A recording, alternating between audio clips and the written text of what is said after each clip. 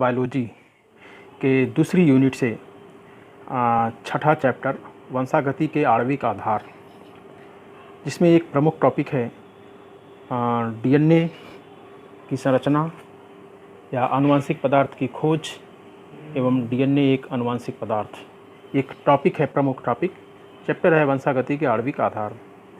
इसमें next topic भी gene अभिव्यक्ति का नियमन है, लेकिन आज ये टॉपिक है आनुवंशिक पदार्थ की खोज एवं डीएनए एक आनुवंशिक पदार्थ। तो इसमें आप गुणसूत्रों की संरचना, जैसे देखिए ये एक गुणसूत्र है, इसकी डिटेल में संरचना, इसके सभी भुजाओं को क्या कहते हैं, इसके सभी भागों को अलग अलग नाम है, उसको बारे में आप जानेंगे। ठीक है, डिफरेंट फिगर के माध्यम से ये एक डबल हेलिक्स गुणसूत्र। न्यूक्लियोसोम क्या है इसके बारे में आप समझेंगे। क्रोमोसोम के बारे में आप विधिवत सीख पाएंगे आज के इस वीडियो में, और बहुत ही इम्पॉर्टेंट है, इससे परीक्षा में पूछा जाता है किस किस पार्ट से गुणसूत्रों या डीएनए की रचना होती है। ये देख रहे हैं, ये different nitrogen base, sugar, phosphorus, pyrimidine क्या है, प्यूरिन क्या है, ये सब आप आज इस वीडियो के माध्यम से जान पाएंगे। डीएनए की पैकेजिंग कैसे होती है, डीएनए की पूरी लंबाई क्या है, पूरे समस्त शरीर के यदि गुणसूत्रों को जोड़ा जाए तो उसकी कितनी लंबाई होगी, इसका एक अनुमान आपको आज मिल जाएगा। तो जो डीएनए की पैकेजिंग होती है उसके 3 चरणों को आप जान पाएंगे कि न्यूक्लियोसोम स्टेज, सोलेनॉइड संरचना स्टेज और क्रोमैटिड स्टेज। इसको बारे में आप अच्छी तरह समझ पाएंगे कि पैकेजिंग क्या होती है, कौन कौन से प्रोटीन हैं इसमें। ठीक है, यूकैरियोटिक और प्रोकैरियोटिक कोशिकाओं में कैसे इनका पराकुंडलन, सुपर कॉइलिंग होती है, केंद्रक में कैसे ये इतने लंबे गुणसूत्र स्थित होते हैं, ये पैकेजिंग के माध्यम से आप सीख पाएंगे। डीएनए के और कौन कौन से रूप हैं, बी डीएनए, जेड डीएनए, ए डीएनए, डिफरेंट डीएनए को आप सीख पाएंगे। ये पूरी स्ट्रक्चर आज के वीडियो के माध्यम से आप अच्छी तरह से जान पाएंगे। वाटसन एंड क्रिक का दिया हुआ डबल हेलिक्स मॉडल भी आप अच्छी तरह समझ पाएंगे। ठीक है, ये देखिए वाटसन एंड क्रिक अपने लैब में 3 डायमेंशनल स्ट्रक्चर को उन्होंने डेवलप किया था और उनको नोबेल पुरस्कार भी मिला था। चारगाफ का नियम क्या है ये जान पाएंगे। तो वीडियो में अंत तक लगे रहिए, इसके बारे में आप बहुत ही इम्पॉर्टेंट चीज़ें आज सीखेंगे और जो कि परीक्षा की दृष्टि से बहुत ही इम्पॉर्टेंट है। ठीक है, डीएनए लीनियर होते हैं कि सर्कुलर होते हैं, किन कोशिकाओं में लीनियर होते हैं, किन कोशिकाओं में सर्कुलर होते हैं, इसको आप जान पाएंगे। डीएनए किस तरह से आनुवंशिक पदार्थ की मान्यता मिली, किन किन वैज्ञानिकों ने खोज किया, गुणसूत्रों को, डीएनए को 1-1 नंबर 2-2 नंबर के लिए पूछा जाता है। तो चलिए अब शुरू करते हैं वंशागति के आणविक आधार। ये 6वां चैप्टर है वंशागति के आणविक आधार के अंतर्गत। वंशागति के आणविक आधार के अंतर्गत ही आता है ये आनुवंशिक पदार्थ की खोज एवं डीएनए एक आनुवंशिक पदार्थ। ठीक है, मॉलिक्यूलर बेसिस ऑफ इनहेरिटेंस। तो न्यूक्लिक अम्ल, हाई स्कूल में आप लोगों ने पढ़ा होगा कि न्यूक्लिक अम्ल 2 प्रकार के होते हैं, एक डीएनए और एक आरएनए। डीऑक्सीराइबोज न्यूक्लिक एसिड और आरएनए को राइबोज न्यूक्लिक एसिड कहते हैं। इनकी संरचना कैसी होती है इसके बारे में आज आप सीखेंगे। तो जैसा कि आप जानते हैं कि पृथ्वी पर लाखों जीवधारियों की किस्में हैं और प्रत्येक एक किस्म को एक जाति कहा जाता है, जीव जाति। ये यूनिट है, इकाई है। वैज्ञानिकों ने तो 12.5 लाख से अधिक जंतु जातियों का तथा 5 लाख से अधिक पादप जातियों का पता लगा चुके हैं और बहुत सारे अभी जातियाँ पता लगाना बाकी है। इनमें से बहुत सारे जंतुओं या सजीवों के विशिष्ट लक्षण होते हैं जिनसे इनकी अलग पहचान होती है। अब 2 चीज़ें यहाँ पर इम्पॉर्टेंट हैं कि सभी जीवधारी जो होते हैं उनमें कुछ इम्पॉर्टेंट बातें हैं, जैसे यह किसी न किसी जीव जाति का सदस्य होता है, या अमर नहीं वरन नश्वर अर्थात मरणशील होता है। एक निश्चित जीवन अवधि अर्थात आयु के समाप्त होने पर इसकी मृत्यु हो जाने से पृथ्वी पर इसका अस्तित्व समाप्त हो जाता है। ठीक है, लेकिन सभी जातियों का वंश इस पृथ्वी पर वंश, सभी जातियों के वंश का अस्तित्व इस पृथ्वी पर लगातार बना रहे, इसके लिए उन सभी सजीवों में प्रजनन की प्रक्रिया होती है, जिसके अंतर्गत जीव अपनी संतानों के रूप में अपनी जाति के नए सदस्य उत्पन्न करता है। जीवों की इसी क्रिया को ही प्रजनन कहते हैं। ठीक है, और यह जो है संरचनात्मक, क्रियात्मक, स्वभाव संबंधी अधिकांश लक्षण जनकों अर्थात माता पिता के लक्षणों से मेल खाते हैं संतानों में, जिससे पता चलता है कि ये लक्षण संतानों को जनकों से वंशानुक्रम अर्थात विरासत में मिलते हैं। अब कैसे मिलते हैं, ये तो हो गया इंट्रोडक्शन। जो संतानों को विरासत में मिलते हैं माता पिता के लक्षण, वो कैसे मिलते हैं, वो बाद में जब वैज्ञानिकों ने खोजा तो उसका नाम दिया कि आनुवांशिक पदार्थ कोई है जो कि जिसके अंतर्गत जनकों के लक्षण माता पिता में जाते हैं। प्रजनन तथा संतान का प्रारंभ, थोड़ा सा इसमें समझ लीजिए कि ये तो आप लोग हालांकि पिछले चैप्टर में बताया है, लेकिन फिर भी समझ लीजिए कि अधिकांश जीवों में प्रजनन के लिए विशेष प्रकार के अलग जननांग होते हैं। इन अंगों में विशेष प्रकार की नर व मादा लैंगिक कोशिकाएं बनती हैं, युग्मक कोशिकाएं अर्थात गैमिट जिन्हें कहते हैं। प्रजनन में एक नर तथा एक मादा युग्मक कोशिकाओं के संयुग्मन से एक नई कोशिका बनती है, जिसे जाइगोट या युग्मनज हिंदी में कहते हैं। इसी एक कोशिका से लेकर बार बार के कोशिका विभाजनों तथा इस प्रकार बनी कोशिकाओं के विविधीकरण से संतान के पूरे शरीर का और इनमें विविध आनुवांशिक लक्षणों का विकास होता है। इस प्रकार जाइगोट रूपी यह अकेली कोशिका ही जीवों की एक पीढ़ी को अगली पीढ़ी से जोड़ने वाली कड़ी का काम करती है। इससे स्पष्ट है कि कोशिकाओं के विविध प्रकार के घटक पदार्थों में एक ऐसा पदार्थ भी होता है जो आनुवांशिक लक्षणों की संकेत सूचनाओं को जनकों से पीढ़ी दर पीढ़ी संतानों में ले जाने अर्थात वंशागति के रासायनिक आधार या दूसरे शब्दों में कहें तो आनुवांशिक पदार्थ का काम करता है। ठीक है, तो यह इतनी बात स्पष्ट हो गई कि कोई आनुवांशिक पदार्थ है युग्मकों में जो कि ले जाता है। अब आनुवांशिक पदार्थ की खोज इतिहास है, संक्षिप्त इतिहास, लेकिन इसमें से कुछ एक एक दो दो नंबर के वैज्ञानिकों के नाम के आधार पर क्वेश्चन पूछे जाते हैं, इसलिए आपको पढ़ना या नोट करना जरूरी है। अब यूकैरियोटिक कोशिकाओं में आनुवांशिक पदार्थ की स्थिति क्या होती है। आप जानते हैं कि रॉबर्ट हुक ने कोशिका की खोज 1665 में ही कर ली थी, जबकि रॉबर्ट ब्राउन ने उस कोशिका के अंदर पाए जाने वाले केंद्रक की उपस्थिति का पता 1831 में लगभग 170 साल बाद किया था। नगेली हैं एक वैज्ञानिक, नगेली ने विभाजित होती हुई पादप कोशिकाओं में केंद्रक के द्विविभाजन और उसमें उपस्थित दंडवत रचनाएं देखी, जिन्हें बाद में वाल्डेयर ने क्रोमोसोम गुणसूत्रों का नाम दिया। ठीक है, एक चीज़ और देख लीजिए, यहाँ पर गुणसूत्रों की खोज के बारे में अस्पष्ट नहीं है। नगेली ने देखा, लेकिन खोजकर्ता का श्रेय इन्हें नहीं मिला। जो दंडवत संरचनाएं देखी थी उनको वाल्डेयर ने बाद में क्रोमोसोम का नाम दिया। ये बात सही है, जो आज हम क्रोमोसोम नाम से जानते हैं वो वाल्डेयर द्वारा दिया हुआ नाम है, नामकरण वाल्डेयर ने ही किया था। लेकिन अदर्स बुक में, सीबीएसई की बुक में क्रोमोसोम की खोज कोई हॉफमेस्टर एक वैज्ञानिक थे, उन्होंने खोजा था।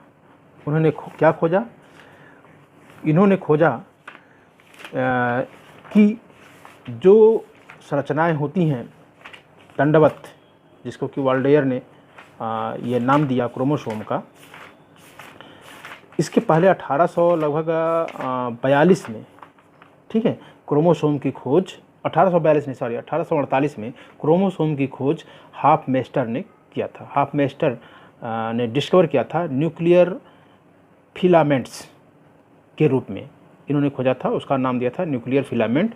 किसमें खोजा था, nuclei of the pollen mother cell of tradescantia 1848 में। और इन्हीं फिलामेंट को, न्यूक्लियर फिलामेंट को वाल्डेयर ने 1888 में क्रोमोसोम का नाम दिया। तो ये चीज़ें नोट कर लीजिएगा। हॉफमेस्टर ने गुणसूत्रों की खोज की थी 1848 में, जबकि 1842 में नागेली ने इसको देखा था, लेकिन हॉफमेस्टर ने 1848 में न्यूक्लियर फिलामेंट के नाम से खोजा और वाल्डेयर ने उसका नामकरण किया। यही क्रोमोसोम है। इसी बीच रुडोल्फ विर्चो ने सिद्ध किया कि कोशिकाओं की उत्पत्ति पहले से विद्यमान कोशिकाओं के विभाजन से ही संभव है। ओमनी सेलुला ए सेलुला, इन्होंने दिया, ओमनी सिल्ला सिल्ला एक सिद्धांत दिया, रुडोल्फ विर्चो। 1 नंबर क्वेश्चन पूछा जाता है, ओमनी सिल्ला सिल्ला किस वैज्ञानिक ने दिया? तो जवाब होगा रुडोल्फ विर्चो। फ्रेडरिक मिसर ने मरी हुई पश कोशिकाओं और WBC के केंद्रकों का पदार्थ निकाला और इस पदार्थ में सल्फर की मात्रा कम, फास्फोरस की मात्रा अधिक, क्योंकि प्रोटीन्स में सल्फर होता है परंतु फास्फोरस नहीं होता। अतः इस केंद्र की पदार्थ में मिसर ने प्रोटीन्स के अतिरिक्त एक अन्य फास्फोरस युक्त पदार्थ की उपस्थिति का अनुमान लगाया और इस प्रकार न्यूक्लिक अम्ल की खोज का श्रेय पाया। यानी न्यूक्लिक एसिड, जिसे हम आज 2 भागों में जानते हैं कि 2 प्रकार का होता है, एक DNA एक RNA, न्यूक्लिक एसिड की खोज F मिसर ने किया था, जिसका नाम उन्होंने न्यूक्लिन दिया। तत्पश्चात फ्लेमिंग ने कोशिका विभाजन को खोजा, पता लगाया कि इस तरह से जो दंडवत गुणसूत्र होते हैं वो लंबाई में समान अर्धभागों में बंट जाती हैं। ठीक है, इस तरह से कई वैज्ञानिकों का योगदान है, इसमें ज़्यादा जानने की जरूरत नहीं है। हाँ, एक और वैज्ञानिक है अल्टमान ने, पूछा जाता है अल्टमान पर। अल्टमान ने केंद्र की पदार्थ को निकालकर इसमें से प्रोटीन्स को पृथक किया और शेष फास्फोरस युक्त पदार्थ को अम्लीय होने के कारण न्यूक्लिक अम्ल का नाम दिया। तो न्यूक्लिक अम्ल का नाम अल्टमान ने दिया, जिसे हम न्यूक्लिक एसिड DNA RNA के रूप में जानते हैं। यह नाम न्यूक्लिक एसिड अल्टमान का दिया हुआ है। ठीक है, और कोसेल ने पता लगाया कि न्यूक्लिक अम्लों का विखंडन करने पर 4 प्रकार के नाइट्रोजनी समाक्षार, ठीक है, फास्फोरिक अम्ल और कुछ कार्बोहाइड्रेट पृथक होते हैं। उन्होंने यह भी पता लगाया कि, छोड़ो ये सब बहुत ज़्यादा जरूरी नहीं है, नाइट्रोजन जो समाक्षार होते हैं वो एडेनिन गुआनिन और cytosine thymine. Adenine guanine purine होता है और साइटोसिन थाइमिन को पिरिमिडीन कहते हैं। ये पिरिमिडीन समाक्षार, साइटोसिन थाइमिन, प्यूरिन समाक्षार यानी नाइट्रोजन बेस एडेनिन गुआनिन होते हैं। ये उन्होंने पता लगाया। इस तरह से कई वैज्ञानिकों ने खोज किया और एक निष्कर्ष पर पहुँचे कि एक न्यूक्लिक एसिड है जिसे वाल्डेयर ने नामकरण किया क्रोमोसोम। ये बहुत सारे इसकी हिस्ट्री है, इतिहास है, इसमें ज़्यादा जानने की जरूरत नहीं है। अब DNA को आनुवंशिक पदार्थ की मान्यता कब मिली? न्यूक्लिक अम्लों के बारे में तो बहुत पहले पता नहीं चल पाया था। फ्रेडरिक मिसर द्वारा न्यूक्लिन की खोज से पहले वैज्ञानिक प्रोटीन्स को ही आनुवंशिक पदार्थ मानते रहे। मिसर की खोज के बाद यह विवाद प्रारंभ हो गया कि आनुवंशिक पदार्थ प्रोटीन्स होती है या DNA। ठीक है, फिर उसके बाद 20वीं सदी के दूसरे दशक के बाद ऐसे प्रयोग हुए जिससे कि आनुवंशिक पदार्थ सिद्ध हो गया कि आनुवंशिक पदार्थ प्रोटीन्स नहीं बल्कि DNA होता है। कौन कौन से प्रयोग हुए, किन किन वैज्ञानिकों ने किया? देखिए, सबसे पहले ग्रिफ्थ महोदय ने ट्रांसफॉर्मेशन नामक नामकरण से एक प्रयोग किया। ग्रिफ्थ का दिया हुआ ट्रांसफॉर्मेशन ग्रिफ्थ का किया हुआ प्रयोग है। ग्रिफ्थ ने किया क्या कि न्यूमोनिया उत्पन्न करने वाले, न्यूमोनिया एक बीमारी आप लोगों ने सुना होगा, न्यूमोनिया को उत्पन्न करने वाले बैक्टीरिया होते हैं जो स्ट्रेप्टोकाकस न्यूमोनी या एक इसके दूसरे नाम से भी जानते हैं डिप्लोकाकस न्यूमोनी। इसकी 2 स्ट्रेन होती हैं, 2 प्रकार की प्रजातियाँ होती हैं। एक होता है यस स्ट्रेन, स्मूथ स्ट्रेन, जिसकी पूरी बॉडी स्मूथ एक लेयर्स से बनी होती है, और एक होता है रफ स्ट्रेन, उसको R स्ट्रेन बोलते हैं। तो जो स्मूथ होता है वो रोग उत्पन्न करता है और जो रफ होता है वो रोग उत्पन्न नहीं करता है, यानी कि शरीर में पहुंचने पर रफ स्ट्रेन की डेथ हो जाती है एंटीबॉडी से। तो उन्होंने क्या किया कि पहले स्मूथ स्ट्रेन को ले लिया, एक चूहे में उन्होंने इंजेक्ट किया इस बैक्टीरिया को, तो देखा कि चूहे निमोनिया से ग्रसित हो गए और उनसे वो मर गए। फिर उन्होंने क्या किया कि स्मूथ स्ट्रेन वाले बैक्टीरिया को हीट किल्ड कर दिया, हीट बहुत ज़्यादा टेम्परेचर में उसको, उस बैक्टीरिया को मार दिया, हीट किल्ड कर दिया।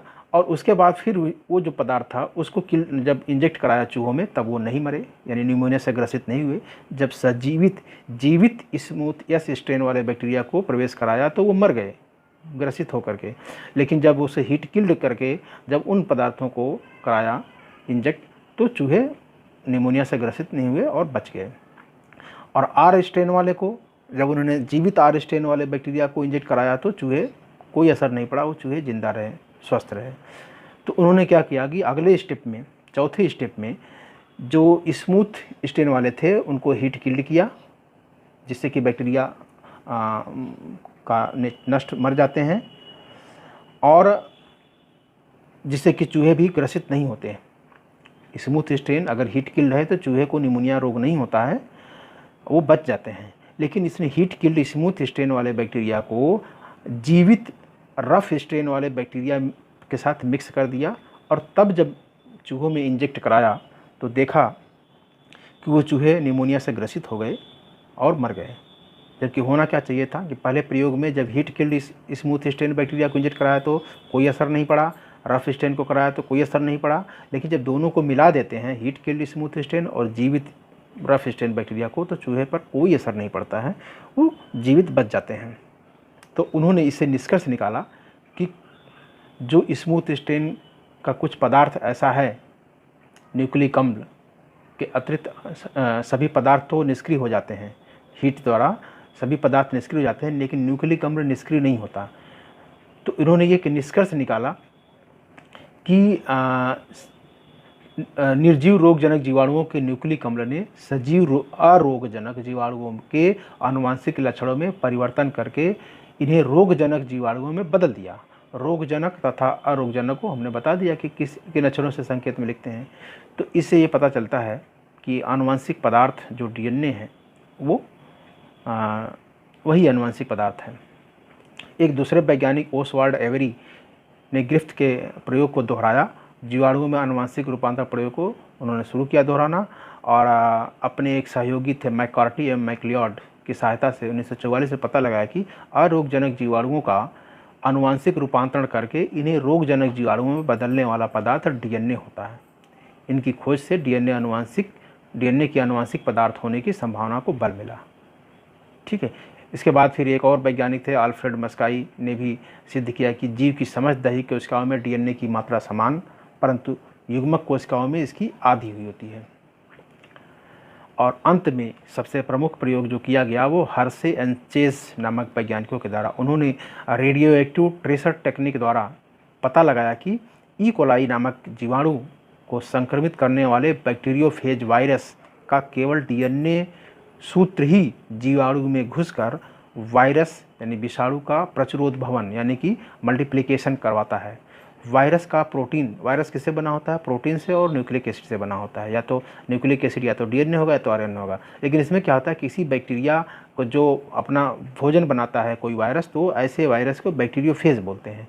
उनके बॉडी के ऊपर पूरा प्रोटीन कवर बाहर रह जाता है, केवल न्यूक्लिक एसिड डीएनए या आरएनए ही बैक्टीरिया के अंदर जाता है। और बैक्टीरिया के अंदर जब जाता है तो बैक्टीरिया के प्लाज्मिड उनके न्यूक्लियर मटेरियल को यूज कर खंड खंड कर देता है, अपने न्यूक्लिक एसिड को उसमें मिक्स कर देगा, और मिक्स करने के बाद उस बैक्टीरिया के शरीर में, बैक्टीरिया के कोशिका में वायरस की बहुत सारी कापियाँ बनने लगती हैं, ताबड़तोड़ कापियाँ बनने लगती हैं। इतनी ज़्यादा वायरस उसमें बन जाते हैं, जबकि प्रोटीन, उसका जो कैप्सिड प्रोटीन कवर है वो बाहर रह जाता है। लेकिन जो न्यूक्लिक एसिड अंदर आया है जीवाणुओं के न्यूक्लियर मटेरियल से मिक्स होकर के, यहाँ पर प्रोटीन के खोल बनने लगते हैं, कैप्सिड बनने लगता है, पूरी की पूरी वायरस बॉडी अंदर बन जाती है, जबकि प्रोटीन बाहर रह जाता है। तो इससे सिद्ध होता है कि जो आनुवंशिक पदार्थ है वो प्रोटीन नहीं होता, केवल न्यूक्लिक एसिड ही आनुवंशिक पदार्थ होता है।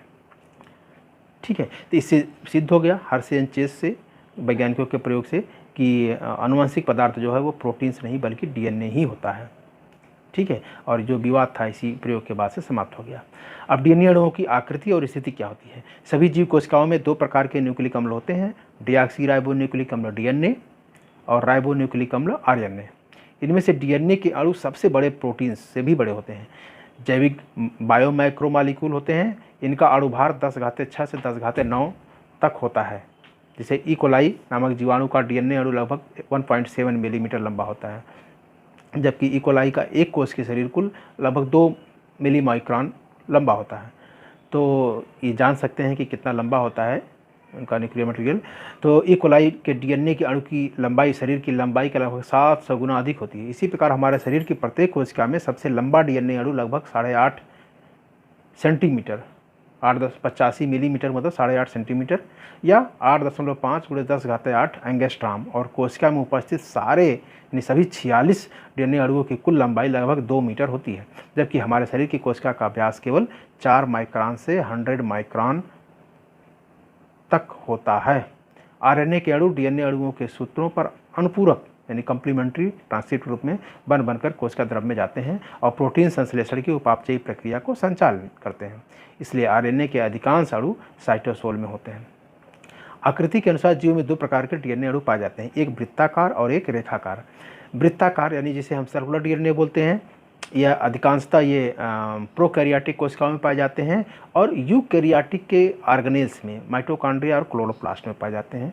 सर्कुलर डीएनए का मतलब ये होता है कि इनका कोई छोर फ्री नहीं होता। जैसे अब ये क्या है, ये जो है इस तरह से इनका एक सिरा ये फ्री है, ये फ्री है, लेकिन जो सर्कुलर डीएनए होते हैं वो सिर्फ ऐसे गोल गोल, इनका कोई हिस्सा, ये देखो इसमें कोई हिस्सा फ्री नहीं है, गोल होते हैं। तो प्रोकैरियोटिक कोशिकाओं जैसे बैक्टीरिया है, साइनोबैक्टीरिया है, माइकोप्लाज्मा, उसमें इस तरह से सर्कुलर डीएनए, वृत्ताकार डीएनए पाया जाता है। ठीक है, और ये कहाँ पाए जाते हैं, ये तो बता दिया हमने कि प्रोकैरियोटिक कोशिका में के जीवाणु जैसे नीलहरी शैवाल, साइनोबैक्टीरिया, ब्लू ग्रीन एल्गी में केवल अर्थात अयुग्मित, अनपेयर्ड और हैप्लॉइड होते हैं। और अत्यधिक वलित वृत्ताकार डीएनए अणु होता है जो कोशिका के मध्य में केंद्रक की अनुपस्थिति के कारण कोशिका द्रव के ही एक विशेषीकृत क्षेत्र में स्थित रहता है, जिसे न्यूक्लियार्ड। प्रोकैरियोटिक में न्यूक्लियस नहीं होता, न्यूक्लियार्ड होता है, क्योंकि उसमें न्यूक्लियर मेम्ब्रेन नहीं होता, अर्धविकसित केंद्रक होता है। न्यूक्लियार्ड एक और कोशिका कला के संपर्क में रहता है तथा डीएनए अणु यही कोशिका कला से संलग्न रहता है। कुछ जीवाणुओं में न्यूक्लियार्ड से बाहर भी कोशिका द्रव में एक या अधिक छोटे वृत्ताकार डीएनए अणु होते हैं जिन्हें प्लाज्मिड कहते हैं। यह एक्स्ट्रा न्यूक्लियर मटेरियल बैक्टीरिया का जो होता है वो प्लाज्मिड कहलाता है। ये डीएनए के खंडों अर्थात जीन्स को एक जीवाणु से दूसरे जीवाणु में स्थानांतरित कर सकते हैं। इसलिए जेनेटिक इंजीनियरिंग में नए नए जीन कॉम्बिनेशन बनाने तथा जीनों के पूंजीकरण, जीन क्लोनिंग में इनका बहुत सारा उपयोग किया जाता है।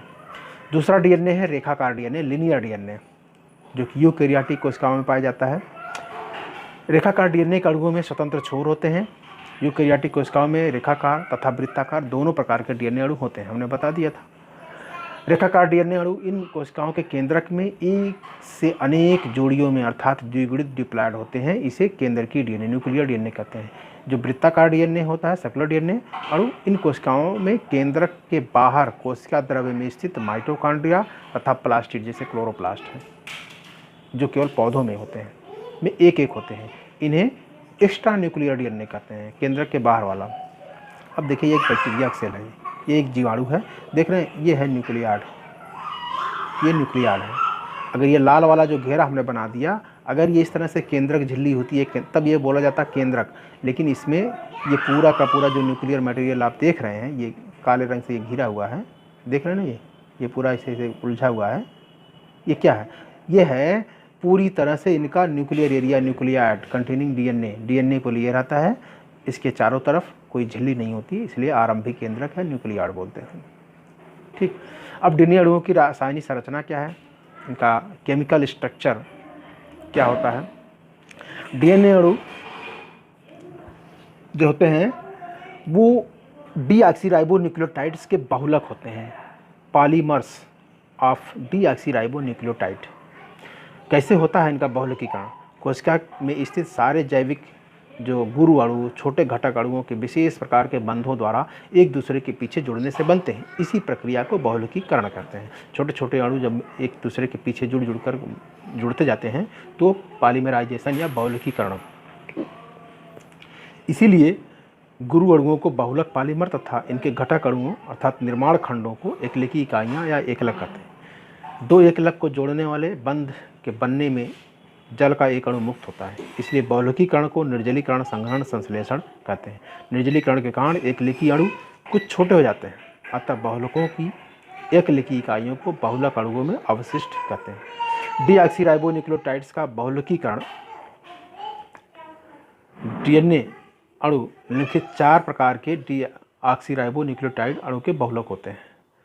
कौन कौन होते हैं, डीऑक्सीसाइटिडिलिक अम्ल जिसमें साइटोसिन नाइट्रोजन बेस होता है, थाइमिडिलिक अम्ल टीएमपी बोलते हैं उसको शॉर्ट में, जिसमें नाइट्रोजन बेस, नाइट्रोजन समाचार थाइमिन होता है, डीऑक्सी एडेनिलिक अम्ल डीईएमपी जिसमें नाइट्रोजन समाचार एडेनिन होता है, डीऑक्सीग्वानिलिक अम्ल, इसमें नाइट्रोजन समाक्षार ग्वानिन होता है।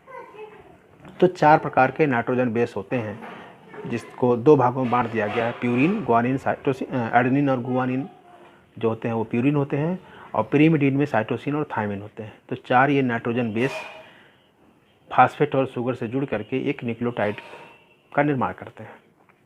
तो प्रत्येक डीऑक्सीराइबोन्यूक्लियोटाइड अणु स्वयं 3 घटक अणुओं का बना संयुक्त अणु होता है।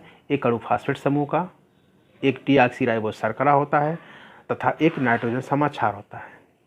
ठीक है, इसमें फास्फेट समूह शर्करा अणु के 5वें स्थान कार्बन C5 परमाणु से जुड़े हाइड्रॉक्सिल समूह से 5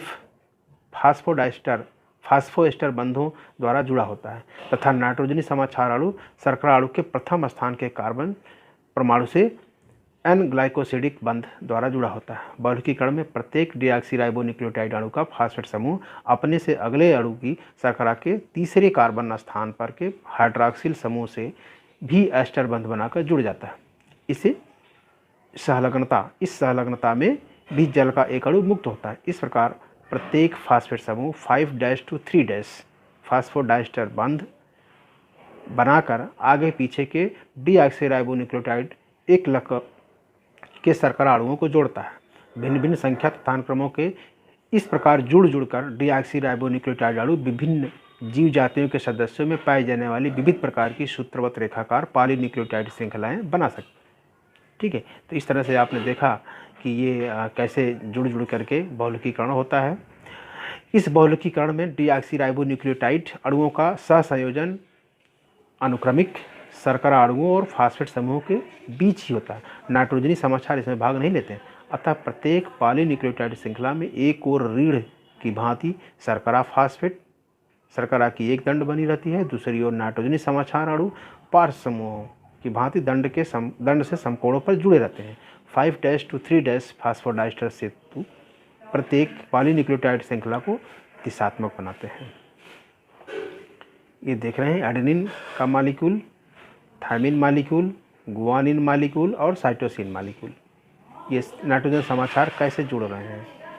ठीक है, एक साइड में ये देखिए, एक साइड में ये ग्लूकोज मालिक्यूल है और ये फास्फेट मालिक्यूल, और वहाँ से जुड़ते हैं नाइट्रोजन समाक्षार। श्रृंखला के एक छोर पर 5' एंड पर उघड़ा फास्फेट अणु केवल पीछे के शर्करा अणु के C5 से जुड़ा होता है, दूसरे छोर पर 3' एंड का शर्करा अणु का C3 से जुड़ा हाइड्रॉक्सिल समूह स्वतंत्र रहता है। फास्फेट अणुओं के ऋणात्मक आवेशों के कारण DNA की पॉलीन्यूक्लियोटाइड श्रृंखलाएं अम्लीय होती हैं। इनकी दंड ध्रुवीय पोलर और जलरागी और होती हैं, परंतु इनके पार्श्व समाक्षार अणु अध्रुवीय और जलरोधी होते हैं। डीऑक्सीराइबोन्यूक्लियोटाइड्स का फास्फोरिलीकरण कैसे होता है। DNA की पॉलीन्यूक्लियोटाइड श्रृंखलाओं में जोड़ने से पहले प्रत्येक डीऑक्सीराइबोन्यूक्लियोटाइड एकलक के फास्फेट समूह से उच्च ऊर्जा बंधों द्वारा 2 अतिरिक्त फास्फेट अणु जुड़ जाते हैं। अतः न्यूक्लियोटाइड एकलक अपने डीऑक्सीराइबोन्यूक्लियोटाइड का ट्राइफास्फेट बन जाता है। इसे न्यूक्लियोटाइड्स का फास्फोरिलीकरण कहते हैं। इस प्रकार DNA के संयोजन में भाग लेने के लिए न्यूक्लियोटाइड एकलक निम्नलिखित उच्च ऊर्जा यौगिक बन जाते हैं। कौन कौन बनते हैं। Deoxycytidine triphosphate, deoxyadenosine triphosphate, thymidine triphosphate, deoxyguanosine triphosphate, ये 4 प्रकार के अणु बन जाते हैं।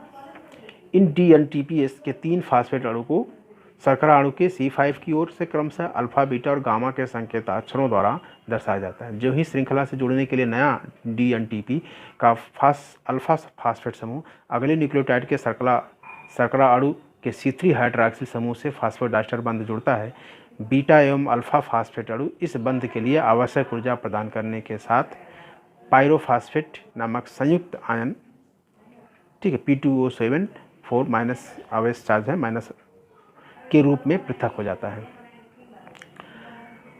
एक ये वैज्ञानिक थे फीबस 11 की टेट्रान्यूक्लियोटाइड परिकल्पना की थी, लेकिन इसको अधिक मान्यता नहीं मिली, तो इसके बारे में ज़्यादा पढ़ना ही नहीं है। 4 गाफ का नियम लेविन की जो परिकल्पना लेविन ने किया था, उसको 4 गाफ ने नकारा और बताया उन्होंने कि विभिन्न प्रकार के जीवों के अनेक DNA अणुओं का अध्ययन करने के बाद जब एरविन चारगाफ लेविन को मत को इनकार दिया और उन्होंने अपना नियम दिया जिसे चारगाफ रूल्स या चारगाफ का नियम कहते हैं। इसका पहला नियम है सभी डीएनए अणुओं में एडेनिन प्यूरिन होता है। हमने बताया कि प्यूरिन एडेनिन अणु ग्वानिन होते हैं। सभी डीएनए अणुओं में एडेनिन प्यूरिन समाचार के अणुओं की संख्या थाइमिन जो पिरिमिडिन होता है के अणुओं की संख्या के बराबर तथा ग्वानिन के अणुओं की संख्या साइटोसिन के अणुओं की संख्या के बराबर होती है। अगर दूसरे शब्दों को है A is equal to T, adenine is equal to thymine और guanine is equal to cytosine. अगर adenine plus guanine is equal to thymine plus cytosine मतलब प्यूरिन्स बराबर पिरिमिडिन्स होता है। ठीक है, ये पहला नियम है। ये इंपॉर्टेंट है, वेरी इंपॉर्टेंट होता है, पूछा जाता है, वेरी इंपॉर्टेंट, ये परीक्षा में पूछा जाता है, इसलिए नोट करिए इसको आप लोग। दूसरा नियम क्या दिया उन्होंने, विभिन्न जीव जातियों के डीएनए में एडेनिन प्लस थाइमिन तथा ग्वानिन प्लस साइटोसिन का अनुपात A प्लस टी अनुपात G प्लस C भिन्न भिन्न होता है, परंतु एक ही जीव जाति के सारे सदस्यों में यह समान होता है। अतः यह अनुपात जातीय लक्षण होता है। कहने का मतलब कि मानव में जो अनुपात होगा सभी मानव मनुष्यों में यह अनुपात फिक्स होगा। कुत्तों में, शेर में, चीतों में, हाथियों में, अलग अलग जातियों में अलग अलग अनुपात होता है। ठीक है, ये दूसरा नियम था चारगाफ का। तीसरा नियम चारगाफ का ये है कि एक ही जीव जाति के सदस्यों में उपस्थित डीएनए के कुल अणुओं में समाचारों की संख्या समान होती है। ठीक, डीएनए में समाचारों के उपरोक्त गुणात्मक और संख्यात्मक संबंधों सम्मिलित रूप से चारगाफ का नियम कहते हैं। यही जो 3 नियम है ये मिल करके चारगाफ का नियम जाना जाता है। तो ये चारगाफ के जो 3 नियम हैं आपको याद रहने चाहिए। ठीक है, पूछा जाता है पहला नियम ये, दूसरा नियम ये, तीसरा नियम ये, चारगाफ ये 3 नियम आप लिख देंगे तो आपको नंबर बढ़िया मिल जाएंगे। ठीक है, इन्होंने थोड़ा सा इसको डिस्क्राइब किया कि डीएनए अणुओं की वास्तविक संरचना एवं गुणों का इससे आभास मिलता है इनके नियम से। इससे यह निष्कर्ष निकला कि डीएनए का प्रत्येक अणु एक नहीं बल्कि अगल बगल जुड़ी 2 पॉलीन्यूक्लियोटाइड श्रृंखला का बना अर्थात डीएनए डप्लेक्स होता है। जैसे सीढ़ी होते हैं, सीढ़ी के डंडे, उस तरह से दोनों श्रृंखलाओं को परस्पर जोड़ने का काम समाचार अणु करते हैं। सीढ़ी होते हैं, सीढ़ी के डंडे होते हैं, वो सीढ़ी के डंडे जो होते हैं वो यहाँ पर डीएनए में अगर देखा जाए तो वो नाइट्रोजन बेस होते हैं, नाइट्रोजन समाचार। और जो सीढ़ी के जो बांस हैं साइड साइड में दोनों बांस वो फास्फेट और शुगर के बने होते हैं, रीढ़ की तरह काम करते हैं। और डंडे जिस पर पैर रख के ऊपर चढ़ा जाता है वे नाइट्रोजन बेस है। एक श्रृंखला का एडेनिन समाचार दूसरी के थाइमिन समाचार से तथा ग्वानिन समाचार का साइटोसिन समाचार से जुड़ता है। यानी कि एक एडेनिन ए थाइमिन टी पहला अक्षर लिया गया है, एडेनिन के ए थाइमिन टी से जुड़ता है और ग्वानिन का जी साइटोसिन के सी से जुड़ता है। ठीक है, जैसे इसको आप समझ सकते हैं कि अगर एक श्रृंखला पर A G C T T A G T है, दूसरी श्रृंखला पर ए के सामने जुड़ेगा टी थाइमिन, जी के सामने सी, सी के सामने जी, टी के सामने ए और ए के सामने टी टी, जी के सामने सी, इस तरह से जुड़ते चले जाते हैं। इस तरह से दोनों श्रृंखला एक दूसरे की कम्प्लीमेंट्री टू ईच अदर होती हैं, एक दूसरे की पूरक होती हैं। अब डीएनए अणु की द्विकुंडलिनी संरचना, double helical structure of DNA molecule, इसकी खोज किया था, खोज में लगे थे फ्रैंकलिन एंड विल्किंस की खोज। ठीक है, रोजालिंड फ्रैंकलिन तथा मॉरिस विल्किंस ने 1951 और 53 में डीएनए के क्रिस्टलों का एक्सरे डिफ्रैक्शन द्वारा विश्लेषण करके पता लगाया कि डीएनए अणु की रचना द्विसूत्री कुंडलिनी डबल स्टैंडर्ड हेलिक्स की तरह होती है, जिसमें कि एक सूत्र के समाचार अणु दूसरे के समाचार अणुओं के पूरक ए के सामने टी तथा जी के सामने सी होते हैं और इनके ठीक सामने स्थित तथा इनसे जुड़े होते हैं। इन्होंने यह भी पता लगाया कि आमने सामने के समाचारों की जोड़ियों जो होती हैं वो चट्टे के ईंटें, जैसे ईंट के चट्टे लगाए जाते हैं, ईंट के ऊपर ईंट रखे जाते हैं, उसी तरह से एक नाइट्रोजन समाचार दूसरे नाइट्रोजन समाचार के ऊपर ईंट की तरह से बना रहता है, फिक्स रहता है, एक दूसरे पर स्थित रहता है। प्रत्येक की अक्षीय मोटाई जो मोटाई होती है वो 3.4 एंगस्ट्राम होती है, क्योंकि एक कुंडलन में लगभग 34 एंगस्ट्राम लंबे होते हैं। न्यूक्लियोटाइड, ये देखिए ये वाटसन एंड क्रिक अपने लैब में, एकलकों तथा अर्थात मोनोमरों की प्रत्येक 10 जोड़ियों के बाद कुंडलिनी में एक घुमाव ऐंठन होता है, अतः प्रत्येक कुंडल की अक्षीय लंबाई 34 एंगस्ट्राम होती है। अब वाटसन एंड क्रिक ने क्या बनाया, वाटसन एंड क्रिक ने जो दिया 1953 में उन्होंने जेम्स वाटसन, फ्रांसिस क्रिक पूरा नाम है, डीएनए अणु की एक 3 डायमेंशनल मॉडल प्रस्तुत किया, 3D इमेज बनाया, और जिसमें तब ज्ञात सभी तथ्यों का समावेश हो गया। इस प्रतिरूप में, इस मॉडल में आनुवंशिक जैव रसायन, जेनेटिक बायोकेमिस्ट्री के नए युग का शुभारंभ हुआ। बाद में 3 वैज्ञानिकों को नोबेल पुरस्कार मिला था, विल्किंस, वाटसन एंड क्रिक। नाम जाना जाता है कि वाटसन एंड क्रिक का डबल हेलिक्स मॉडल, यही नाम फेमस है, वाटसन एंड क्रिक का डबल हेलिक्स मॉडल। लेकिन नोबेल पुरस्कार जो मिला था विल्किंस को भी मिला था, 3 लोगों को, विल्किंस, वाटसन एंड क्रिक को डीएनए अणु की संरचना ज्ञात करने के लिए 1962 का नोबेल पुरस्कार मिला था, जबकि फ्रैंकलिन भी इसकी खोज में थे। इसकी विशेषता क्या है? वाटसन एंड क्रिक की जो मॉडल है उसकी विशेषताएं देखो। 2 परस्पर जुड़ी सर्पिल कुंडलिनी पॉलीन्यूक्लियोटाइड श्रृंखलाएं या सूत्र एक ही केंद्रीय अक्ष के चारों ओर दक्षिणावर्त राइट हैंडेड होती हैं, क्लॉकवाइज स्प्रिंग की भांति ऐंठकर द्विकुंडलिनी डबल हेलिक्स बनाती हैं, जिसकी मोटाई 20 एंगस्ट्रॉम होती है। दोनों सूत्रों के डीऑक्सीराइबोन्यूक्लियोटाइड एकलकों अर्थात मोनोमर्स के नाइट्रोजनी समाक्षार आमने सामने और हाइड्रोजन बंधों द्वारा परस्पर जुड़े होते हैं, अतः द्विकुंडलिनी की आकृति ऐंठी हुई सर्पिल सीढ़ी जैसी होती है। एकांतरित शर्करा तथा फास्फेट समूहों के फास्फोडाइस्टर सेतुओं द्वारा जुड़ने से बनी दोनों सूत्रों की रेखाकार श्रृंखलाएं सीढ़ी के पार्श्वदंडों की भांति द्विकुंडलिनी के बाहर की ओर होती हैं, जबकि हाइड्रोजन बंधों द्वारा जुड़े आमने सामने के समाक्षारों की जोड़ियां सीढ़ी नुमा रचना के अनुप्रस्थ पगडंडों की भांति पार्श्वदंडों के समकोण पर स्थित होती हैं और दंडों को परस्पर जोड़ती हैं। ठीक है, दोनों सूत्रों को अलग करने के लिए पहले अणु का अकुंडलन अनकॉइलिंग आवश्यक होता है। तो हमने बताया जैसे सीढ़ी होती है, अगर रस्सी की सीढ़ी है, जैसे हेलीकॉप्टर से फोर्स सैनिक लोग उतरते हैं, वो रस्सी की सीढ़ी जैसी बीच में डंडे जो होते हैं वो नाइट्रोजन समाक्षार जोड़ने का काम करते हैं। एक डंडे पर अगर ए है, एडेनिन है, दूसरे पर थाइमिन होगा, कोई दूसरे से एडेनिन और थाइमिन डबल हाइड्रोजन बांड से जुड़ जाते हैं। इसी तरह से अगर किसी एक डंडे पर ग्वानिन है तो दूसरे डंडे पर उसके सामने साइटोसिन होगा। यह ग्वानिन और साइटोसिन ट्रिपल हाइड्रोजन बांड से, 3 हाइड्रोजन बांड से जुड़ता है। ये देख लीजिए, ये द्विकुंडलिनी का प्रत्येक कुंडल केंद्रीय अक्ष की 3.4 नैनोमीटर अर्थात 34 एंगस्ट्रॉम लंबाई में फैला होता है। इसमें 10 जोड़ियाँ समाक्षार होती हैं, इसलिए एक समाक्षार की मोटाई जो होती है वो 3.4 होती है। ठीक है, समाक्षारों की प्रत्येक जोड़ी केंद्रीय अक्ष की 3.4 एंगस्ट्रॉम लंबाई में फैली होती है। कुंडलिनीकरण के कारण डीएनए अणु की पूर्ण लंबाई में खंडवार एकांतरित दीर्घ और लघु खांचे होते हैं। गहराई की माप में 1.2 तथा लघु में 0.6, ये कोई खास नहीं है। आमने सामने की जोड़ीदार समाक्षारों में से एक सदा प्यूरिन तथा दूसरा pyrimidine श्रेणी का होता है, यानी कि एक तरफ अगर प्यूरिन होगा तो दूसरी तरफ pyrimidine होगा। ठीक है, दोनों प्यूरिन समाक्षार एडेनिन ग्वानिन के अणु समान माप के होते हैं। इसी प्रकार दोनों pyrimidine समाक्षारों थायमिन साइटोसिन के अणु समान माप के होते हैं, परंतु एक ही वलय संरचना कारण ये प्यूरिन अणुओं के से छोटे होते हैं। अतः द्विकुंडलिनी की 20 एंगस्ट्रॉम की मोटाई को बनाए रखने के लिए प्यूरिन के सामने pyrimidine का और pyrimidine के सामने प्यूरिन का होना अति आवश्यक होता है। इसमें भी फिर हाइड्रोजन डोनर दाता तथा हाइड्रोजन ग्राही समूह के हिसाब से एडेनिन ए का संयोजन सदैव थायमिन टी से तथा ग्वानिन जी का संयोजन सदैव साइटोसिन सी से ही संभव होता है। इसे 4 गाफ की धारा T = A तथा G = C तथा प्यूरिन बराबर pyrimidine की पुष्टि होती है।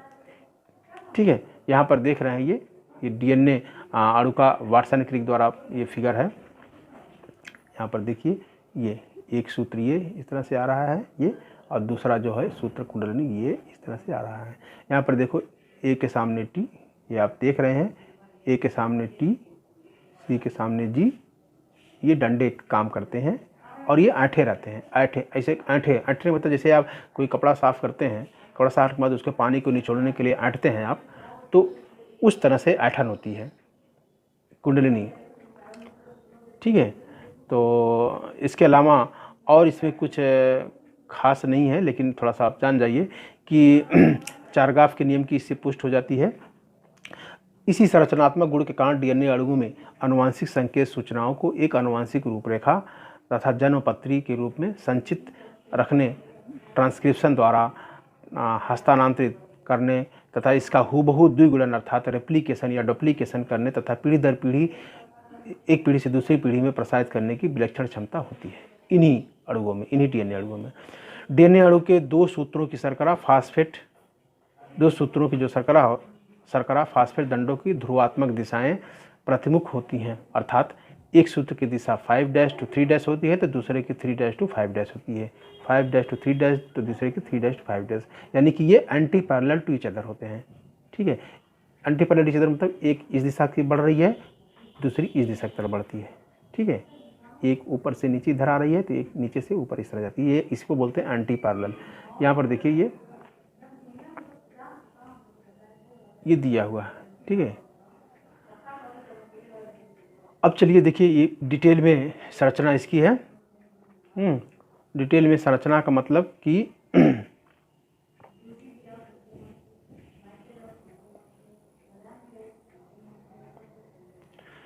डीएनए अणु ये दिशात्मक, ये देखो ये 5' to 3' ये डायरेक्शन जा रहा है और इस स्टैंड का 5' to 3'। ठीक है, ऊपर से नीचे जब भी होगा तो ऐसे एंटी पैरेलल होगा। ठीक है, तो हाइड्रोजन बांड देख रहे हैं यहाँ पे, ग्वानिन और साइटोसिन 3 हाइड्रोजन बांड हैं, 1 2 और नीचे वाला 3 हाइड्रोजन बांड, जबकि इसमें 2 हाइड्रोजन बांड हैं। ठीक, ये आपने देख लिया, 2 हाइड्रोजन बांड एडेनिन थाइमिन में और ग्वानिन साइटोसिन के बीच में 3 हाइड्रोजन बांड से दोनों ये जो बेस होते हैं ये जुड़े रहते हैं। अब कुंडलिनी की स्थिरता क्या होती है? Stability of DNA double helix. DNA कुंडलिनियों की स्थिरता मुख्यतः उन हाइड्रोजन बंधों के कारण होती है जिनसे कि दो सूत्रों के आमने सामने समाचार अणु जुड़ते हैं। वाटसन एंड क्रिक ने पता लगाया कि थायमिन तथा एडेनिन 2 हाइड्रोजन बंधों तथा ग्वानिन साइटोसिन 3 हाइड्रोजन बंधों से जुड़ते हैं। फास्फेट और शर्करा समूहों में विद्युत आवेशी ध्रुव परमाणुओं के कारण डीएनए अणु की पार्श्वों में स्थित फास्फेट शर्करा श्रृंखलाएं जलरागी होती हैं और केंद्र की द्रव्य अर्थात न्यूक्लियोप्लाज्म के संपर्क में रहती हैं। इसके विपरीत अध्रुवीय समाचार जो जलरोधी होते हैं केंद्र की द्रव्य से हटकर डीएनए अणु के अक्षीय भाग में रहते हैं। ये जलरागी और जलरोधी आकर्षण भी डीएनए अणु की स्थिरता में सहयोग प्रदान करते हैं। इसके अतिरिक्त एक दूसरे के ठीक ऊपर स्थित होने के कारण समाचार जोड़ियों के बीच वंडर वाल फोर्स का आकर्षण होता है, जिससे डीएनए अणु की स्थिरता और बढ़ जाती है। डीएनए के बी तथा ए तथा जेड, वाटसन क्रिक ने जिस डीएनए अणु की संरचना का प्रतिरूप प्रस्तुत किया था उसे अब बी डीएनए कहते हैं। वाटसन क्रिक का जो डबल हेलिक्स मॉडल है वो बी डीएनए कहलाता है। ठीक, यह सभी कोशिकाओं में पाया जाता है। आधुनिक खोजों के अनुसार इसमें प्रत्येक समाचार जोड़ी की अक्षीय मोटाई 0.34 नैनोमीटर के बजाय 0.36 नैनोमीटर होती है और प्रत्येक कुंडल में 10 के बजाय 10.5 न्यूक्लियोटाइड जोड़ियाँ होती हैं। अब एक ए डीएनए का भी पता चला जिसमें प्रत्येक कुंडल में 11 न्यूक्लियोटाइड जोड़ियाँ होती हैं। संभवतः बी डीएनए से ही कुछ विशिष्ट खंड केंद्रक द्रव्य में जल की कमी होने पर ए डीएनए में बदल जाते हैं। ठीक है, तो इस तरह से ये है। एक और डीएनए द्विकुंडलिनी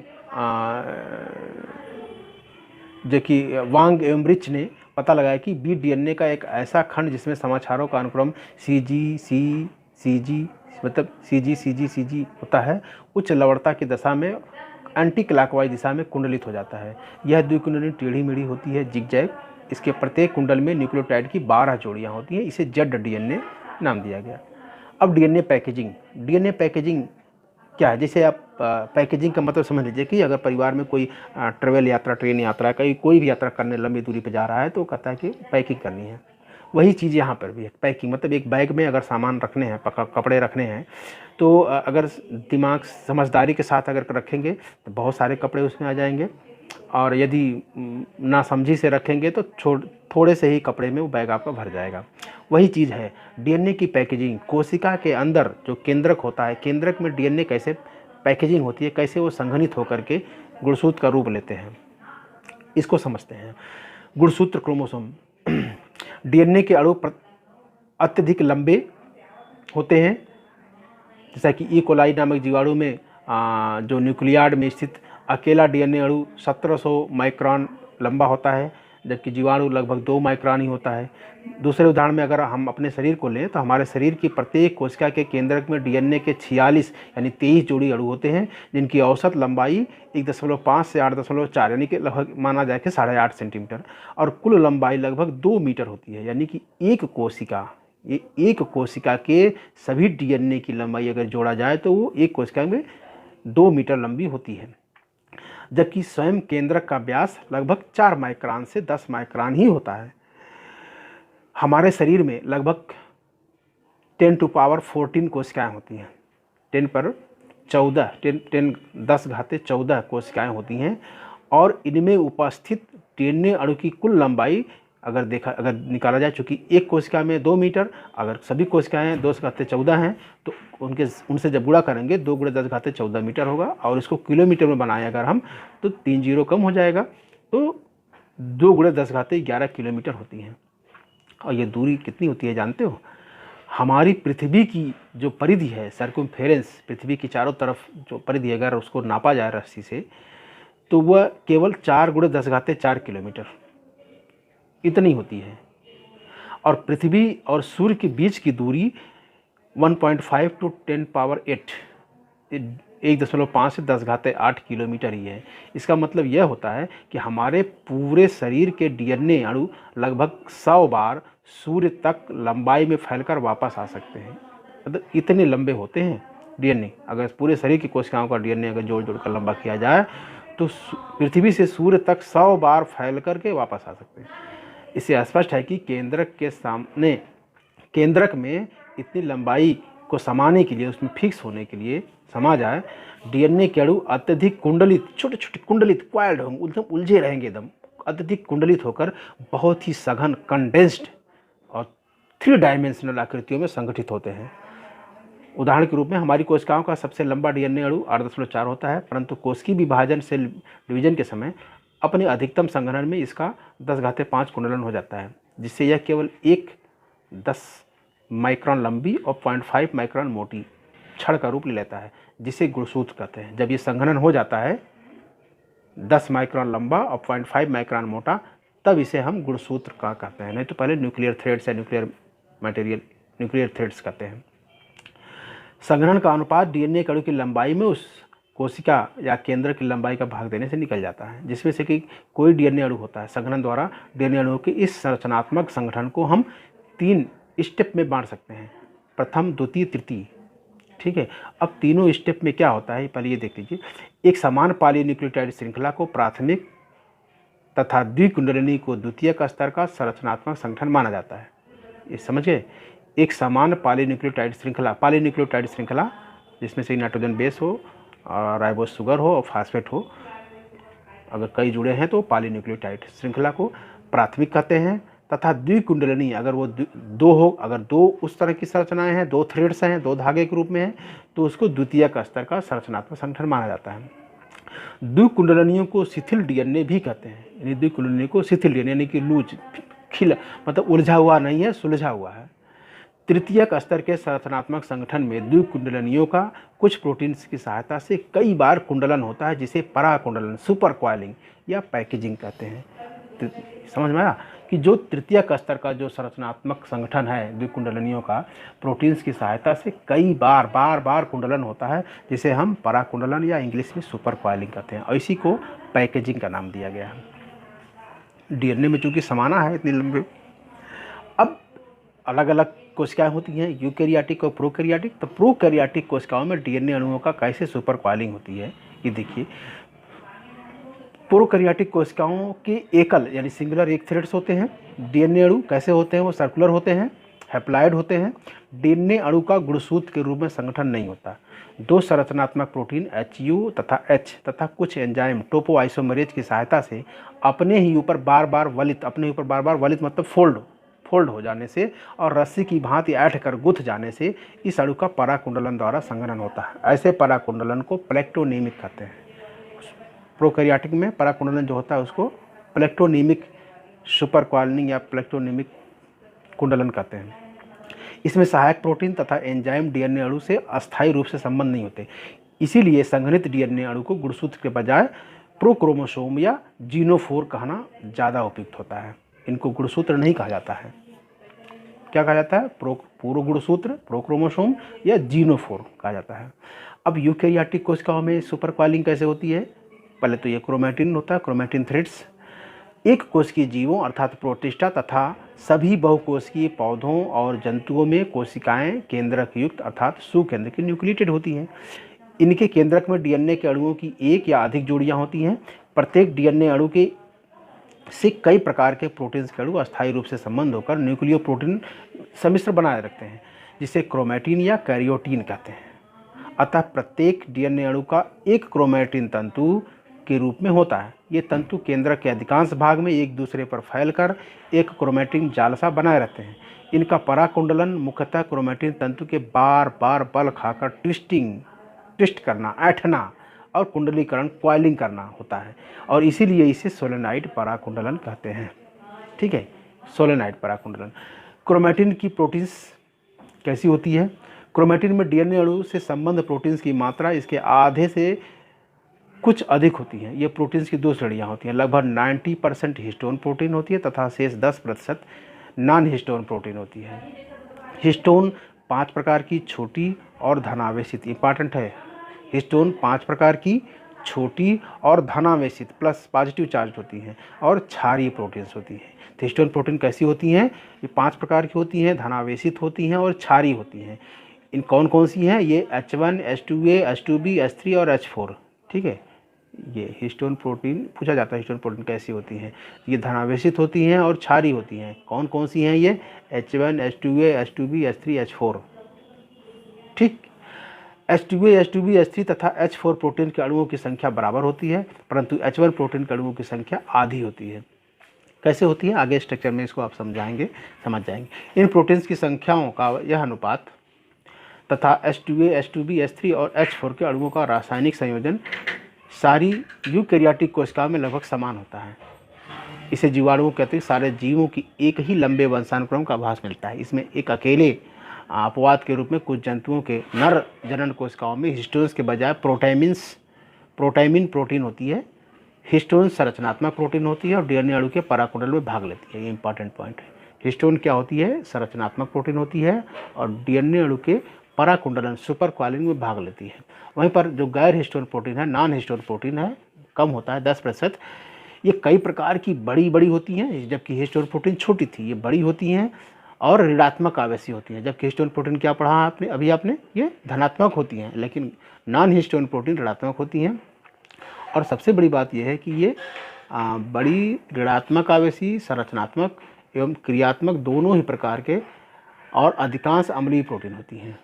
ठीक है, नॉन हिस्टोन प्रोटीन बड़ी होती हैं, ऋणात्मक होती हैं, संरचनात्मक एवं क्रियात्मक दोनों ही प्रकार की, और अधिकांशतः ये अम्लीय होती हैं। और हिस्टोन प्रोटीन क्या होती हैं? क्षारीय होती हैं। ये डीएनए अणुओं के पराकुंडलन, इनका काम क्या है? डीएनए अणुओं के पराकुंडलन यानी सुपर कॉइलिंग, द्विगुणन यानी रेप्लिकेशन, डुप्लीकेशन में और ट्रांसक्रिप्शन आदि का नियंत्रण करती हैं। ये गैर हिस्टोन प्रोटीन जो होती हैं, नॉन हिस्टोन प्रोटीन, ये सुपर कॉइलिंग में, रेप्लिकेशन या डुप्लीकेशन में, ट्रांसक्रिप्शन में की प्रक्रियाओं का ये नियंत्रण करती हैं। तो बहुत इंपॉर्टेंट होती हैं। डीएनए अणुओं का पराकुंडलन निम्नलिखित 3 चरणों में पूरा होता है। ये इंपॉर्टेंट पॉइंट है। 3 चरणों में। पहला स्टेप है डीएनए अणु के पराकुंडलन का प्रथम चरण, जिसे बोलते हैं न्यूक्लियोसोम। पहले चरण में न्यूक्लियोसोम का फॉर्मेशन होता है। न्यूक्लियोसोम कहते किसे? ये बहुत ही इंपॉर्टेंट है, वेरी इंपॉर्टेंट है। ठीक है, वेरी मोस्ट इंपॉर्टेंट न्यूक्लियोसोम। 1960 के दशक में मॉरिस विल्किंस ने एक्सरे डिफ्रैक्शन के द्वारा तथा 1974 में एडा ओलिन्स ने इलेक्ट्रॉन सूक्ष्मदर्शी की सहायता से पता लगाया कि एक क्रोमैटिन तंतु को खींचा जाए या नमक के तनु घोल में, डाइल्यूट सॉल्यूशन में, नमक के डाइल्यूट सॉल्यूशन में यदि रख दिया जाए तो यह समान मोटाई के तंतु के बजाय मणिकाबद्ध लड़ी जैसी दिखाई देती है। जैसे माला, गले में माला पहना जाता है, मोतियों के माले होते हैं, उस तरह से माले जैसे एक धागा होता है, जिससे बीच बीच में माले जैसे, गुड़िया माले जैसे दिखाई देते हैं। कब? जब इनको नमक के तनुघोल में रख दिया जाए या फिर इनको खींचा जाए। इससे स्पष्ट होता है कि क्रोमैटिन में डीएनए का अणु नियमित अंतरालों पर हिस्टोन प्रोटीन्स के बने छोटे छोटे पिंडों पर लिपटा होता है, जिन्हें कोर पार्टिकल्स कहा गया। डीएनए अणु के छोटे छोटे खंड कोर पार्टिकल्स को एक दूसरे से जोड़ते हैं। इन खंडों को योजक या अंतराल डीएनए, लिंकर डीएनए या स्पेसर डीएनए कहा जाता है। ठीक है, लिंकर या स्पेसर डीएनए कहा जाता है, जो जोड़ने का काम करते हैं। एक कोर पार्टिकल्स तथा इससे अगले कोर पार्टिकल्स से जोड़ने वाले योजक खंड को सम्मिलित रूप से न्यूक्लियोसोम का नाम दिया गया है। इसमें कोर पार्टिकल्स 10 नैनोमीटर यानी 100 एंगस्ट्रॉम मिलीमीटर मोटा तथा योजक खंड 2 नैनोमीटर होता है। समान अवस्था में डीएनए अणु के योजक खंड इस प्रकार मुड़े रहते हैं कि क्रोड कण जो कोर पार्टिकल होता है एक दूसरे के से पीछे परस्पर सटे दिखाई देते हैं। इसलिए क्रोमेटिन तंतु 10 नैनोमीटर मोटा दिखाई देता है और इसे न्यूक्लियोसोम तंतु भी कहते हैं। रोगर कॉर्नबर्ग ने पता लगाया कि प्रत्येक कोर पार्टिकल्स क्रोड कण H2A, H2B, H3 तथा H4, ये इंपॉर्टेंट है। H2A, H2B, H3 तथा H4 ये 4 हैं। ठीक, इनकी दो प्रत्येक की दो यानी H2A के 2 पार्टिकल, H2B के 2 तथा H3 के 2 और H4 के 2, इस प्रकार से हिस्टोन प्रोटीन के 2 ये मिल करके 8 प्रोटीन अणुओं का बना पिंड होता है। क्या? न्यूक्लियोसोम। जो न्यूक्लियोसोम है वो 8 प्रोटीन का बना हुआ एक पिंड होता है, जिसमें 4 प्रोटीन होती हैं, H2O, H2B, H3, H4। इनकी 2 अणु होते हैं, इसलिए 8 प्रोटीन।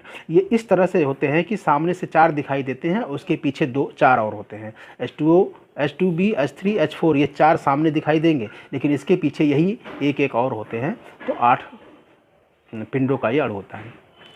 अब बीच में जो H1 हिस्टोन प्रोटीन का केवल एक बड़ा सा आयताकार अणु होता है, जो कोर पार्टिकल से लिपटे डीएनए खंड के दोनों सिरों से तथा क्रोड कण से जुड़ करके न्यूक्लियोसोम की रचना को अस्थायी प्रदान करता है। ये H1 देखो, ये यहाँ पर देखो, ये देखो, ये जो 4 दिख रहे हैं, ये 4 ऊपर और ये 4 नीचे। ठीक है, ये H2A, H2B, H3, H4 है, और ये देखो H1, ये दोनों को जोड़ने काम करता है।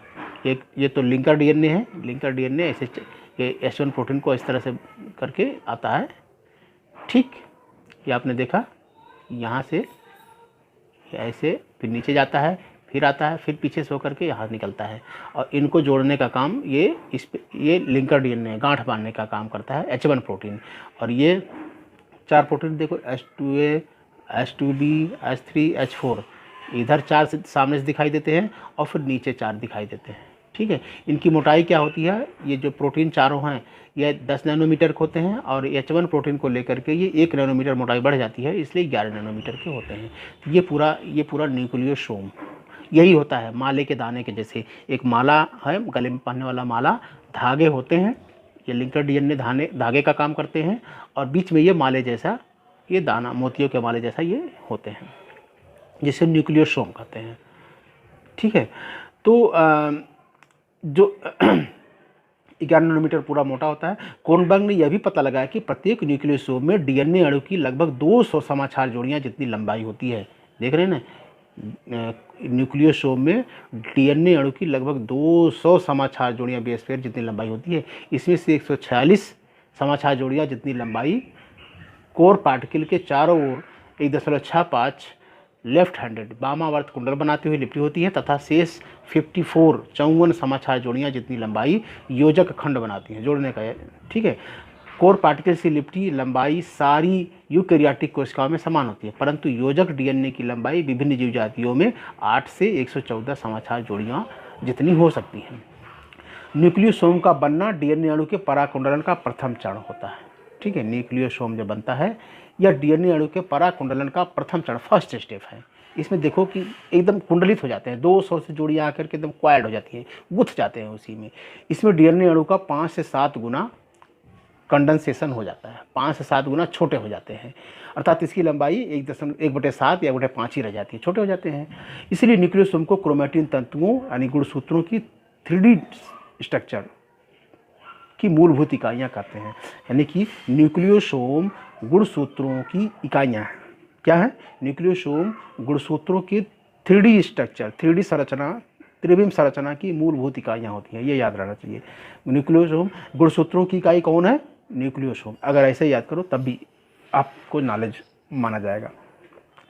ठीक है, अब दूसरा स्टेप क्या है? दूसरा स्टेप है सोलोनाइड। पहला स्टेप क्या था?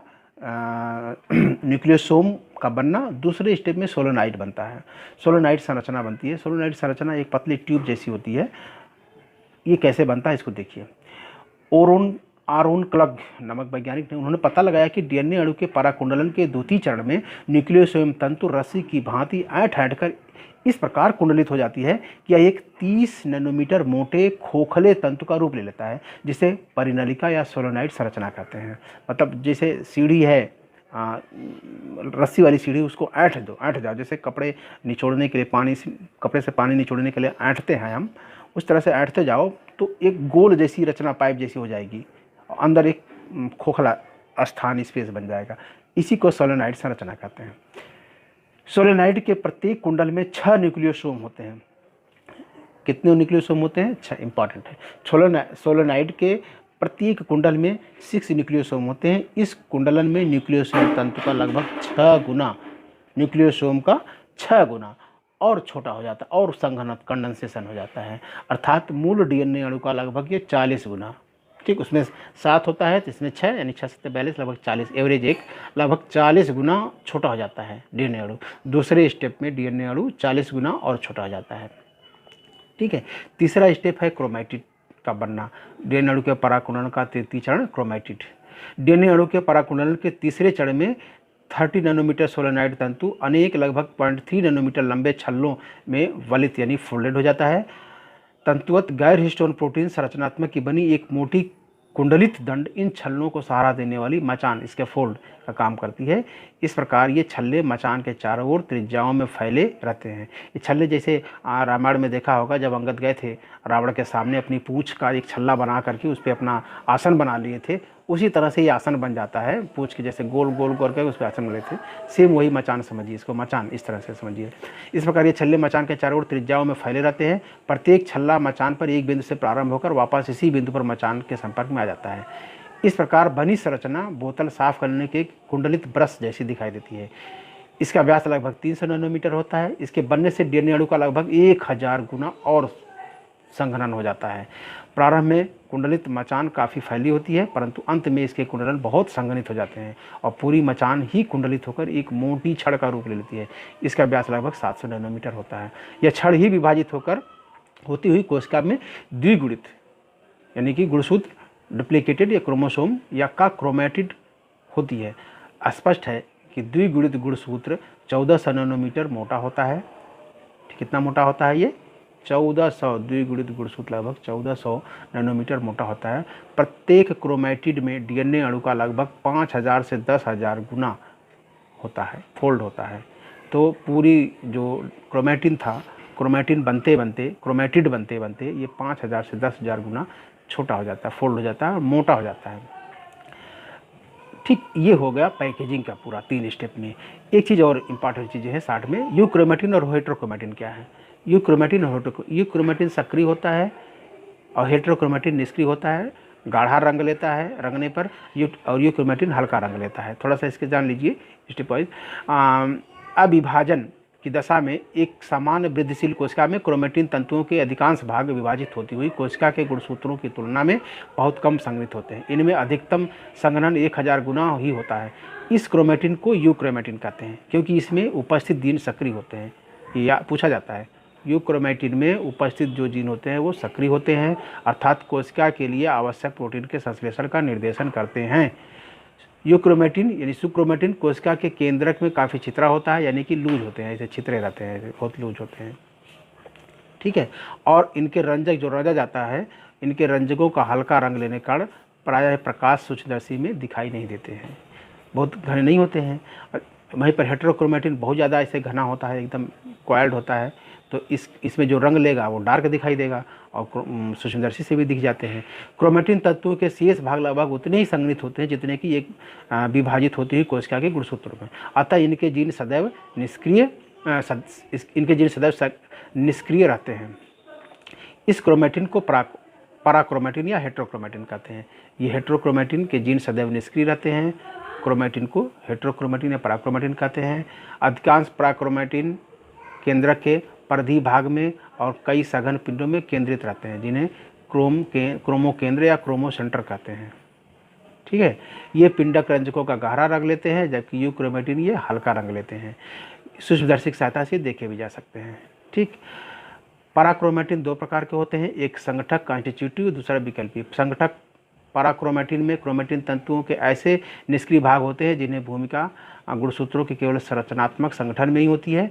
इसके विपरीत विकल्पी प्रोक्रोमैटिन में क्रोमैटिन तंतुओं के ऐसे भाग होते हैं जिनके जीन्स संबंधित कोशिका में तो नहीं परंतु अन्य कोशिकाओं में सक्रिय होते हैं।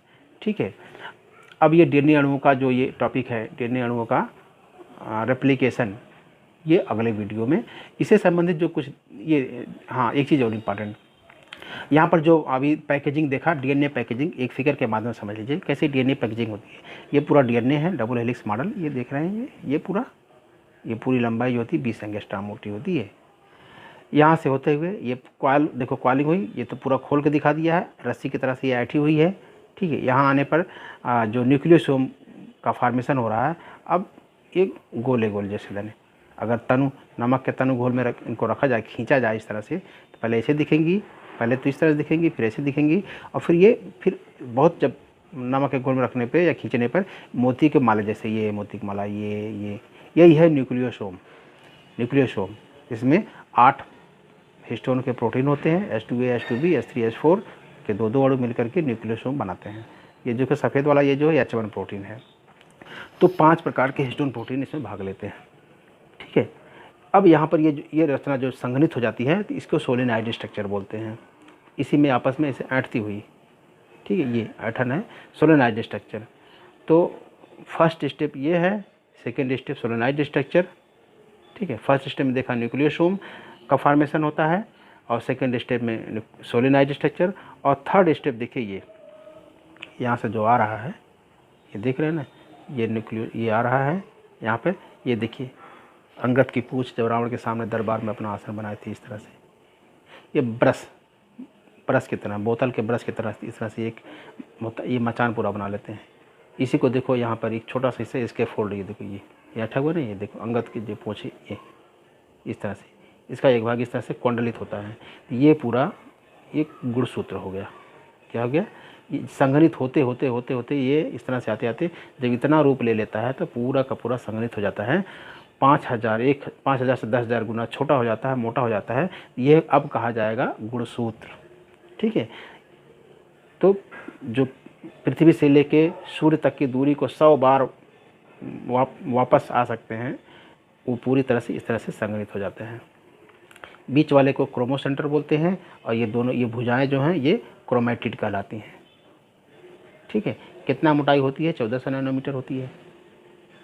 मोटे हो जाते हैं, जितने पतले होते जाएंगे लंबे होते जाएंगे, छोटे होते जाएंगे मोटे हो जाएंगे। ये पूरी तरह से हाइड्रोजन, ऑक्सीजन, नाइट्रोजन, कार्बन और फास्फोरस के अणु किस तरह से देखो ये ग्रुप बनाते हुए, यहाँ पर देखो ये इतना पूरा दिखाया गया है। ये इस आयताकार में ये दिखाया गया है कि थायमिन के अणु ये, और ये एडेनिन के अणु। ठीक देख रहे हैं ना, ये एडेनिन के अणु है और ये थायमिन के अणु है।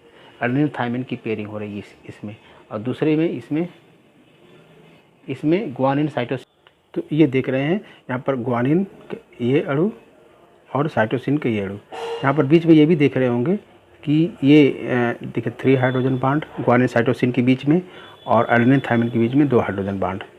ठीक है, तो इसको आपने देख लिया। और यहाँ पर देखो क्लियर रस्सी की सीढ़ी जैसे ऐठी हुई डबल हेलिक्स मॉडल।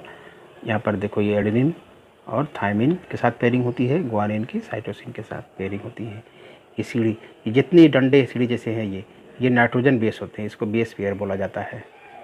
ठीक है, और ये जो होते हैं ये शुगर फास्फेट के बैकबोन होते हैं, रीढ़ की हड्डी। शुगर और फास्फेट से मिल करके बने होते हैं, शुगर और फास्फेट, और बीच में ये सब नाइट्रोजन बेस। इस तरह से डीएनए अणु बनते हैं, इनकी संरचना है। ठीक है, और वही चीज़ यहाँ पर भी है, एडेनिन का स्ट्रक्चर दिखाया है, ये एडेनिन का स्ट्रक्चर है ये इस तरह से यहाँ पे। ठीक है, ग्वानिन का स्ट्रक्चर ये है, थायमिन का और साइटोसिन का। इस तरह से दोनों एंटी पैरेलल जो भुजाएं होती हैं।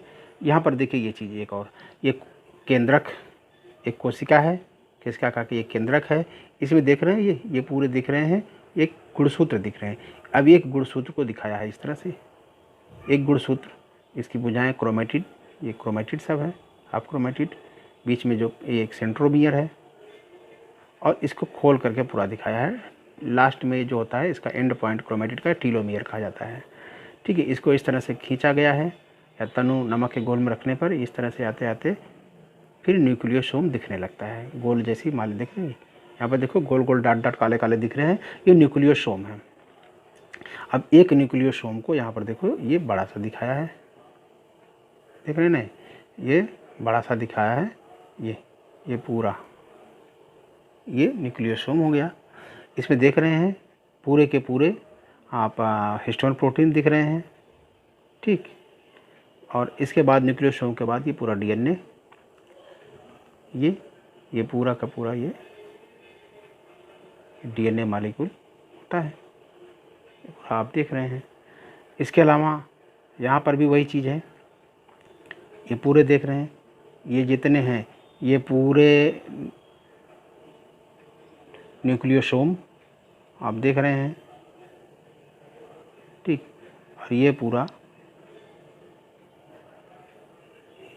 गुणसूत्र।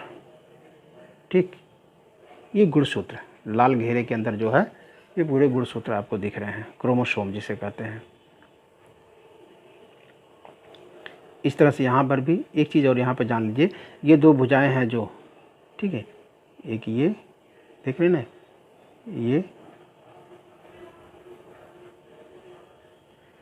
ये भुजा और ये भुजा, इसको बोलते हैं होमोलागस क्रोमोसोम।